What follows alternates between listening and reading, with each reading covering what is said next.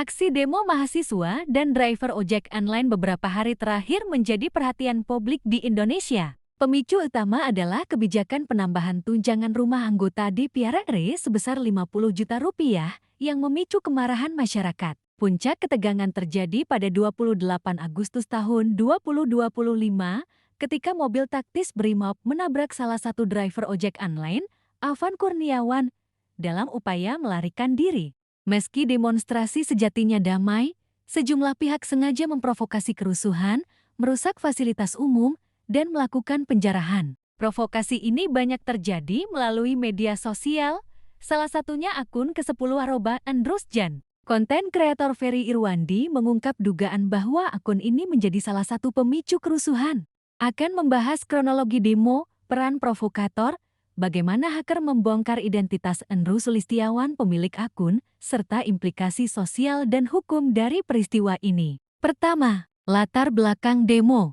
Demo besar-besaran berlangsung sejak 25 Agustus tahun 2025, dipicu kebijakan DPR RI mengenai tunjangan rumah anggota senilai 50 juta rupiah. Rakyat menilai kebijakan ini tidak adil, terutama ketika banyak pekerja dan mahasiswa menghadapi tekanan ekonomi. Kedua, puncak kerusuhan 28 Agustus. Pada 28 Agustus tahun 2025, insiden terjadi saat mobil taktis Brimob menabrak driver ojek online, Afan Kurniawan. Peristiwa ini memicu kemarahan luas, terutama di kalangan driver ojek online dan taksi daring yang kemudian ikut serta dalam aksi solidaritas. Ketiga, dampak kerusuhan menimbulkan kerusakan fasilitas umum seperti kios, halte, dan ATM. Penjarahan sebagian toko kecil yang tidak sejalan dengan tujuan awal demo damai. Tingkat ketegangan tinggi di beberapa wilayah Jakarta, Tangerang, dan Bekasi. Keempat, upaya provokasi di media sosial. Sejumlah akun media sosial aktif memprovokasi kerusuhan. Konten kreator Ferry Irwandi menyebut ada pihak yang sengaja menyebarkan fitnah, tuduhan, dan ajakan rusuh melalui akun ke-10 @andrusjan. Ferry Irwandi menegaskan bahwa provokator membuat suasana demo semakin ricuh dengan menyebarkan informasi yang tidak benar dan menuding pihak tertentu sebagai lawan. Pertama, dugaan provokator @andrusjan. Akun ke-10 @andrusjan dicurigai sebagai salah satu provokator utama. Postingan yang dipublikasikan pada 21 Agustus tahun 2025 berisi komentar meremehkan demo mahasiswa. Belum dengar ada mahasiswa yang akan gelar demo ke DPR RI soal tunjangan naik. Paham dong kenapa gue tertawa? Konten ini dianggap sebagai bentuk provokasi yang memperkeruh suasana sebelum demo dimulai. Kedua, hacker bongkar identitas. Seorang hacker kemudian membongkar identitas pemilik akun. Berdasarkan informasi yang dibagikan di Instagram, pemilik akun adalah Endru Sulistiawan, warga Jambi yang kini berdomisili di antara Jakarta Barat dan Kota Tangerang. Informasi yang diperoleh hacker meliputi identitas pribadi dan keluarga.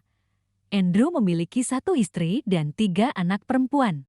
Aktivitas ekonomi, menjalankan bisnis bimbingan belajar bimbel. Aktivitas media sosial, postingan provokatif yang diduga memperkeruh situasi demo. Ketiga, respons Endru Sulistiawan.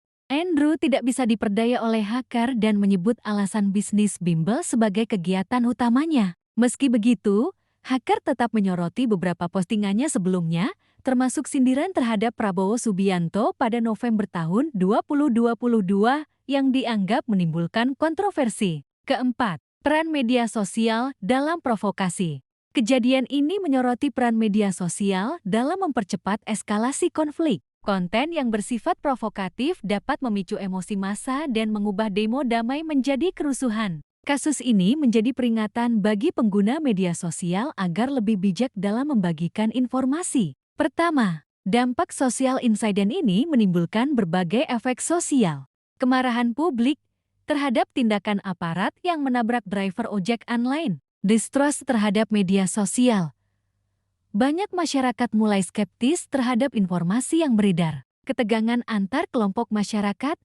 Demo yang awalnya damai menjadi ricuh karena provokasi online. Kedua, tinjauan hukum bongkarnya identitas Endru oleh hacker menimbulkan pertanyaan hukum. Apakah hacker melanggar Undang-Undang ITE dengan membocorkan identitas pribadi? Bagaimana aparat menindak provokator online yang memperkeruh kerusuhan? Perlunya keseimbangan antara perlindungan privasi individu dan penegakan hukum. Ketiga, peran aparat dan media. Aparat keamanan TNI dan Polri perlu menyelidiki sumber provokasi secara profesional. Media massa harus hati-hati menyebarkan informasi terkait identitas individu agar tidak menimbulkan fitnah atau persekusi publik. Keempat, pelajaran dari kasus ini, media sosial memiliki kekuatan besar dalam membentuk opini dan memicu aksi massa. Privasi dan keamanan data menjadi sangat penting. Pemerintah dan aparat perlu strategi mitigasi konflik yang modern, termasuk deteksi provokasi online. Kasus ini menunjukkan betapa media sosial bisa menjadi alat provokasi dalam aksi publik. Demonstrasi mahasiswa dan driver ojek online yang sejatinya damai bisa berubah ricuh akibat konten yang salah arah. Bongkarnya identitas Endru Sulistiawan oleh hacker menjadi peringatan akan risiko penyalahgunaan data pribadi, sekaligus menekankan pentingnya penegakan hukum terhadap provokator. Kejadian ini membuka ruang diskusi, bagaimana masyarakat bisa menyampaikan aspirasi dengan damai, aparat menegakkan hukum dengan profesional, dan individu menjaga privasi digital agar tidak disalahgunakan. Demo ini mengingatkan bahwa keseimbangan antara kebebasan berpendapat dan tanggung jawab di dunia digital menjadi sangat penting untuk menjaga keamanan dan ketertiban masyarakat.